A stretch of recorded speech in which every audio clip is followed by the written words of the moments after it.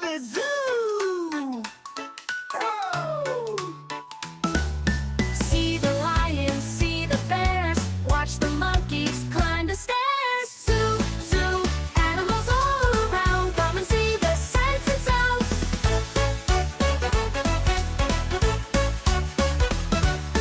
Feed the giraffes, watch them eat, elephants big, lions neat. Zoo, zoo, animals all around, come and see the sights and sounds.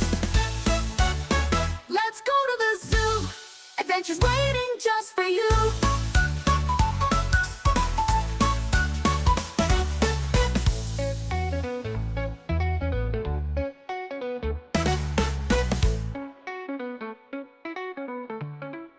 Hello guys, welcome back to my YouTube channel. අපි මේ පාර ගියේ නම් ටිකක් වෙනස්ම විදිහේ trip එකක්.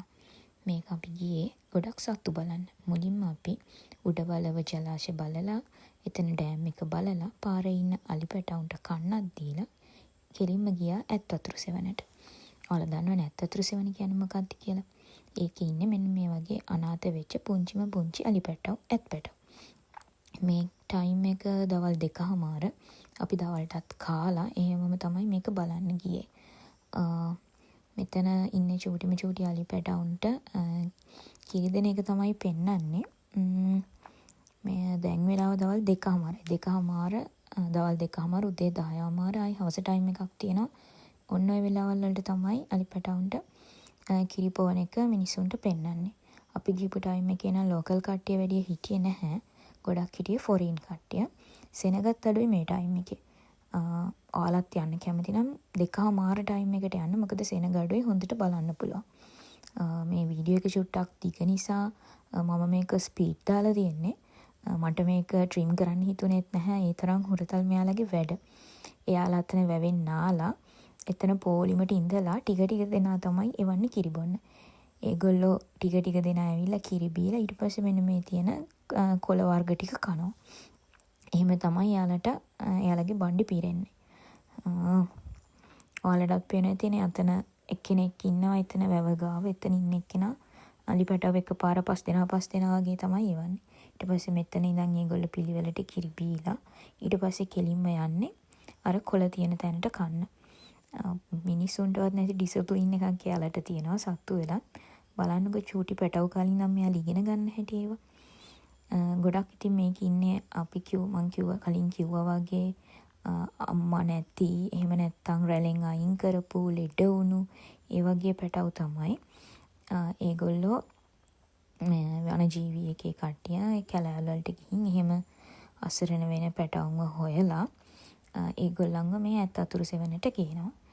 ඒ ගෙනල්ලා ඒගොල්ලන්ට මොනවද ලෙඩ තියෙන කියලා බලලා ඒවට ප්‍රතිකාර කරලා එයාලා සාමාන්‍ය වැඩුණු පැටියෙක් වෙනකන් ඒගොල්ලෝ මෙතන තියාගෙන ඉන්නවා. ඊට පස්සේ එයාලගේ කරට බෙල්ට් එකක් දාලා ඒගොල්ලන්ව කැලවල් වලට ටික පුරුදු කරනවා. ඒ බෙල්ට් එක තියෙන GPS එකක්. ඒ බෙල්ට් එකෙන් එයාලට පුළුවන් මෙයාලව පැටව අතරමං වුණොත් වනජීවිකේ කට්ටියට ගිහින් අපෝ හොයාගන්න. ඒකට තමයි ඒගොල්ලෝ බෙල්ට් එක දාලා තියෙන්නේ. මෙතනත් ඒ බෙල්ට් එක දාපු පැටව 3 දෙනෙක් විතර හිටියා. මොකද මේගොල්ලෝ මිනිසුත් එක්ක හැදිලා එකපාරට කලයට ඇතරියම එයාලට තේරෙන්නේ නැහනේ කොහොමද ඉන්න ඕනේ කියලා. අන්න ඒක නිසා තමයි වනජීවිකේ කට්ටිය එහෙම කරලා තියෙන්නේ. ඇත්තටම හරිම ෂෝක්. මට නම් ආස හිතුණා ඔයගොල්ලොත් අනිවාර්යෙන් ගිහින් නැත්තම් උඩවල වැත් වතුරු සෙවණට අනිවාර්යෙන්ම ගිහින් බලන්න. ඒ තරම්ම මෙයාලගේ වැඩ නම් හරිම කියුට්. ඔයාලටත් පේනවා ඇතිනේ කොහොමද කියලා. ඔන්න ඊට පස්සේ උඩවලවේ ඉඳන් අපි කෙලින්ම ගියේ හම්බන්තොටට. හම්බන්තොට මිරිච්ච විල තියෙන මෙන්න මේ ඩ්‍රයි සෝන් බොටනිකල් ගාඩන් එක. මේක තමයි ලංකාවේ තියෙන එකම ඩ්‍රයි සෝන් බොටනිකල් ගාඩන් එක සහ ලංකාවේ ලොකුම බොටනිකල් ගාඩන් එක. මේකේ ඇත්තටම මල් වර්ග වලට වඩා ගොඩක් තියෙන එක වර්ගයේ පැල සහ ගොඩක් මේකේ හදලා තියෙන්නේ ලෝකේ වියලි රටවල් කියන්නේ ඩුබායි, කටාර්, කාන්තාර තින අන්න ඒ වගේ රටවල් වල වැවෙන පැල තමයි ගොඩාක් හදලා තියෙන්නේ. මේ ගාඩන් එක ගොඩාක් ඔයාලා දැකලා ඇති ෆොටෝ ෂූට්ස්, ඩ්‍රාමාස්, ෆිල්ම්ස් වල ෂූටින් වලට අරන් තියෙනවා. ඇත්තටම හරිම ලස්සනයි. මල් නැහැ කියලා නෑ. මේ වැටිය වුණත් බලනකො කොච්චර ලස්සනද කියලා හරියට නිකන් පිරරටකට ගියා වගේ. මාරම ලස්සනයි. මම මේකට මේ ගිහිපු දෙවනි පාර. කොහොම වුණත් ඉතින් කොච්චර ගියත් එපා වෙන්නේ නැහැ. මේ තියෙන්නේ අර පතොක් වර්ග මේවා සාමාන්‍යයෙන් ඔක්කොම අර වියලි කියන්නේ කාන්තාරත් එක්ක තියෙන රටවල් වල හැදෙන ඒවා. බලන්නකෝ මේ ගස් මාරම ලස්සනයි. අමුතුම ලුක් එකක් තියෙන්නේ ඒවයි. මේ තියෙන්නේ අපි රෑ හිටපු තැන. අපි ටිකක් රෑ වුණා යද්දි. ඒක නිසා රෑ වීඩියෝ එකක් නම් මේ පැත්ත කොහොමද කියන්නේ නැහැ. මේ තියෙන්නේ හම්බන්තොට ටවුන් එක. මේ තියෙන්නේ මෝර්නින් විව් එක. ඔයාලට පේනවා ඇති මෙතන මේ ඩියුල් ගස් වගේක් එහෙම තියෙනවා. හැබැයි ඒ වෙලේ ගෙඩි නම් තිබෙන්නේ නැහැ. මං හිතන්නේ මේ ඩියුල් හැදෙන කාලේ නෙමෙයි වෙන්නේ නැති.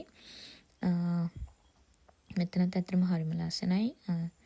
මේ හරිය ගොඩක් සෙනග ඉන්න හරියක් මට තේරිච්ච විදියට නම්. ඔන්න අපි ඊළඟ දවසේ උදේම ගියේ හම්බන්තොට තියෙන හිඩන් බීච් සයිඩ් එකක් බලන්න. ඔයාලට පේනවා ඇති මේකේ වැල්ල රතු පාටයි. නෝමල් බීච් එකක තියෙන වැල්ලත් මෙතන තියෙනවා. එනකොට මෙතන රතු පාට මිශ්‍ර වැල්ලක් තියෙන්නේ. අර ඈතින් පේන්නේ හම්බන්තොට වරාය. වරායත් එක්කම තමයි මේ බීච් සයිඩ් එක තියෙන්නේ. මේක දන්න අය දන්නවා ඇති මේ තැන. ඒ වුණාට මෙතන හිඩන් ප්ලේස් එකක්. ඒක නිසා තමයි මේක මෙච්චර ජරා නොවි ලස්සනට තියෙන්නේ. මොකද මිනිස්සු කියවසෙන තැන නම් කීයටවත් මෙච්චර ලස්සනට තියෙන්නේ නැහැ.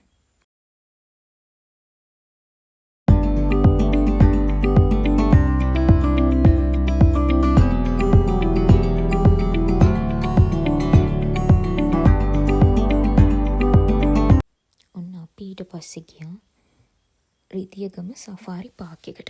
ඔයගොල්ලෝ දන්නවනේ මේ සෆාරි පාක් එක මොකක්ද කියලා. මම මේකටත් කලින් ගිහින් තියෙනවා. ඒ වුණාට අපිත් එක්ක ගිහිපු සෙට් එකේ ගිහිපු නැති දෙන්නෙක් හිටියා.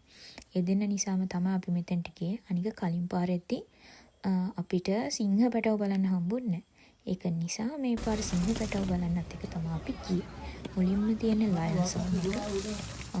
මේකේ ඉන්නේ ඔක්කොම වැඩුණු සිංහයෝ. පැටව නැහැ. පැටවුන්ව වෙනම තියලා තියෙන්නේ.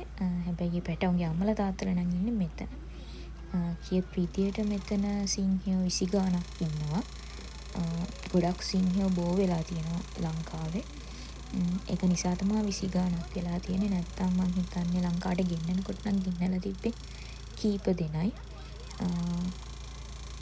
මුලින්ම තියෙන ලයන් සෝන් එක. මේ ඉන්න සිංහයෝ නම් පොර කාගෙනද මන් දන්නේ. එයාලගේ ඇඟේ හරියට තුවාල. මේ දවස්වල රස්නෙත් නිසා එයාලා පොඩ්ඩක් නිදාගෙන තමයි ඉන්නේ. ඊට පස්සේ අපි ගිය ටයිගර් සෝන් එකට. මෙතන ඉන්නේ බෙන්ගාලි ටයිගර්ස්ලා. ජෝඩුවක් තමයි ඉන්නේ. එක්කෙනෙක් ඉන්නේ අර ගුහාව ඇතුළේ. අනිත් එක්කෙනා මේ ඉන්නේ. මෙයාලගෙන් තාම පැටව ගන්න හම්බෙලා නැහැ. ඒක නිසා මෙයාලා තාම ඉන්නේ මේ දෙන්න විතරයි. වනජීවකෙන් අපිට කිව්වේ ඒගොල්ලෝ කොහොම හරි මොනවා හරි කළා මේ දෙනගෙන් පැටව ගන්න තමයි බලාපොරොත්තු වෙමින් ඉන්නවා කියලා. තාම නම් වැඩේ සාර්ථක වෙලා නැහැ.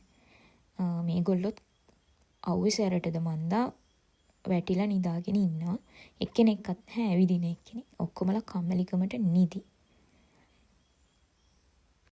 ඊට පස්සේ අපි ගියේ එලිෆන්ට් සෝන් එකට. එලිෆන්ට් සෝන් එකේ අප්‍රිකන් එලිෆන්ට්ස්ලා ඒෂියන් එලිෆන්ට්ස්ලා දෙගොල්ලොම ඉන්නවා. මේ මුලින්ම ඉන්නේ අපේ ලංකාවේ ඉන්න කට්ටිය ඒෂියන් එලිෆන්ට්ස්ලා. මේ ඉන්නේ අප්‍රිකන් එලිෆන්ට්. එයා විතරයි මේ මුළු ලංකාවටම අප්‍රිකන් එලිෆන්ට් කෙනෙක් ඉන්නේ. මෙයාගෙනුත් අපිට තව බබාලා ගන්න හම්බෙලා නැහැ. මොකද මෙයා විතරනේ ඉන්නේ. තව මේ වගේ කෙනෙක් හිටියා නම් මෙයාට ගර්ල් කෙනෙක් හිටියා නම් ඔන්න මොකක් හරි කරලා පැටියෙක් ගන්න ක්‍රමයක් තිබ්බා. නමුත් මෙයා විතරක් ඉන්න නිසා මෙයා පොඩක් නපුරුයිලු. ඒක නිසා මෙයාව තනියම දාලා තමයි තියෙන්නේ. මේ සෝන් එකේ ඉන්නේ ගොඩක් පැස්බරාලා, මූවෝ, බූරු පැටව්, පෝනියෝ, අශ්වයෝ වගේ ගොඩක් අර කොළ කන සත්තු තමයි මේකේ ඉන්නේ. මෙන්න මේ ඒරියා එකේ තාරාවෝ, ඉබ්බෝ, හංසයෝ, බැටළුවෝ, පෝනි පැටව්, බූරු පැටව්, මොනරු වගේ පොඩි සත්තු ගොඩක් ඉන්නවා. අපිට ඒගොල්ලන්ව අල්ලන්න පුළුවන්. එයාලත් එක්ක ෆොටෝස් ගහන්න පුළුවන්. මම අර කැම්පස් එකේ ඉඳිදී මම මේ මතක නැද්ද අරගෙන මේ වගේ අය ඉන්නවා. ඔය මොකෙද්ද? මේ මැඩගස්කර් පිබුරු. ඔය වගේ ගොඩක් සත්තු ඉන්නවා. බැටළුවෝ, ඉත්තෑවෝ, හාවෝ. ඒ වගේ ගොඩක් සත්තු මේක ඉන්නවා.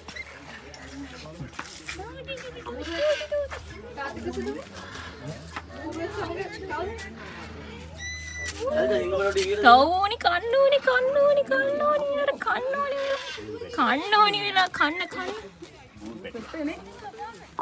මේ ඉන්නේ ඔයගොල්ලෝ හැමෝම දන්න මේ දවස්වල වෛරල් වෙන බූරු පැටිය. අපි අද නම් මෙයා ටිකක් ලොකුයි. මෙයාව අල්ලන්න දෙන්නත් එපා කියලාලු තියෙන්නේ. ඒ වුණාට මම නම් ඉතින් වඩා ගත්තා. මට චුට්ටක් වඩන් ඉන්න අමාරුයි. මොකද එයා ඒ තරම් බරයි. මෙයා මිනිස්සුත් එක්ක තමයි ගොඩක් පොඩි කාලේ ඉඳන් හැදිලා තියෙන්නේ. මෙයා ඉපදෙද්දී අම්මා මැරිච්ච නිසා. ඉතින් මෙයා දැන් අපි වඩා ගත්තම බිමට බහින්නේ නැහැ. එයා කියන්නේ එයා වඩාගෙනම ඉන්නේ කියලා. හරිම කියුට් බබෙක් මෙයා. ඔයාලටත් පේනවා ඇති මෙයා කොච්චර මිනිසුන්ට හීලාද කියන නම් බලනකො බදාගෙන ඉන්නවා. ඇත්තටම යාව නම් දාලා එන්න දුක හිතුණා අරන් එන්නම තමයි හිතුනේ. ඇත්තටම යා නම් හරිම ෂොක්. ඔයගොල්ලෝ මේකට යනවා නම් අනිවාර්යෙන් මෙන්න මේ බూరు පැටියව නම් බලන්න අමතක කරන්න එපා. ඔයා හරි හොරතල්නේ පැටියෝ. ඔය පිටිපස්සේ අපේ අම්මටයි තාත්තටයි නම ගෙදර ගේන්නම හිතිලා තියෙන්නේ. ඔයා හරි පුදුමයි උස්සන් අඹ නැති එක. ඔයා හොරතල් නේද හරි. මේ ඉන්නේ හා පැටියෙක්. මගේ ඇස් දෙක රෝස පාටයි. මෙයා නම් හැබැයි හිටියේ හොඳටම මඩනාලා. මඩ තිබ්බට ඉතින් කරන්න දෙයක් නැහැ. මට අහු වුණොත් නම් ඉතින් වඩා ගන්නවම තමයි. එයාවත් දැක්ක මාසෙ හිතෙනවා එයත් හරිම කියුට්, හරිම අහිංසකයි. කිසිම කරදරයක් නැහැ. ඔහේ අතට වෙලා ඉන්නවා. මේ කවුද කියලා ඔයාලට පේනවනේ. මේ ඉන්නේ සිංහ පැටව. මෙතන ඉන්නවා චණ්ඩි පැටව 3 දෙනෙක්. කෙල්ලෝ දෙන්නයි එක කොල්ලයි. කොල්ල තමයි ටිකක් නපුරු. අනිත් දෙන්නත් ඉතින් නපුරුයිලු. මෙයාලව නම් අල්ලන්න දෙන්නේ නැහැ. මෙයාලට මාස 4ක් වගේ. මොකද මේගොල්ලෝ දැන් අර හපනවා, හූරනවා කරනවා නිසා මේගොල්ලන්ව අල්ලන්න දෙන්නේ නැහැ. එයාලා වෙනමම ඒරියා එකක දාලා මෙන්න මේ තියෙන කොළපාට දැලේ ඉඳන් තමයි මිනිස්සුන්ට බලන්න දෙන්නේ. එයාලත් ඇත්තටම හරිම කියුට්, හරිම දඟයි. ෆස්ට් ටයිම් තමයි මමත් මෙහෙම සිංහ පැටව දකින්නේ. ඉතින් සිංහ පැටව කියන්නේ ලංකාවට ආවෙනික සත්ත්ව විශේෂයක් නෙමෙයිනේ. අපිට ඉතින් මේ වගේ එකකින් තමයි මේ වගේ කෙනෙක්ව බලන්න වෙන්නේ. මෙයාලත් එක තව පැටව 3 දෙනෙක් ඉන්නේ. ඔක්කොම 6යි. කෙල්ලෝ 5යි එක කොල්ලයි. ඒ 3 දෙනා අම්මා ගාවලු ඉන්නේ. 3 දෙනා මාරු කර කර තමයි මෙයාලා ගන්නෙ. මෙන්න මේ අලි කෙල්ලවත් ඔයාලට බලන්න පුළුවන්. යාට ෆීඩ් කරන්න පුළුවන්. හැබැයි වෙනම ගාණක් ගන්නවා. එහෙම කළා මෙයා ළඟටත් ගිහින් ෆොටෝස් අරගෙන මෙයාට ෆීඩ් කරන්න පුළුවන්. රිදියගම සෆාරි එකෙන් අපි එළියට ආපු හැටි අපි ආපහු තංගල්ලට ගියා. තංගල්ලට ගිහින් මෙන්න මේ බීච් එකෙන් අපේ කට්ටිය නෑවා. මම නම් කරේ ඉතින් වීඩියෝ කරපු එක. මට ඔයාලට කියන්න බැරි වුණා. රිදියගම සෆාරි එකේ ලයන්ස්ලා එහෙම අර චූඩි පැටව හිටිය ඒරියා එකට යන්න, අර බూరు පැටිය එහෙම හිටිය ඒරියා එකට යන්න වෙනම ටිකට් එකක් ගන්න ඕනේ. අර අලියට ෆීඩ් කරන්නත් වෙනම ටිකට් එකක් ගන්න ඕනේ. ඒ වගේම තව එක ඒරියාස් තියෙන ඒවටත් වෙන ටිකට්ස් ගන්න ඕනේ. මෙන්න මෙතනින් රැට කාලා අපි එහෙමම ගෙදර එන්න පිටත් වුණා. මේ වීඩියෝ එක හොඳ නම් ලයික් කරන්න, කමෙන්ට් කරන්න, මාව අනිවාර්යයෙන්ම subscribe කරන්න. Thank you for watching.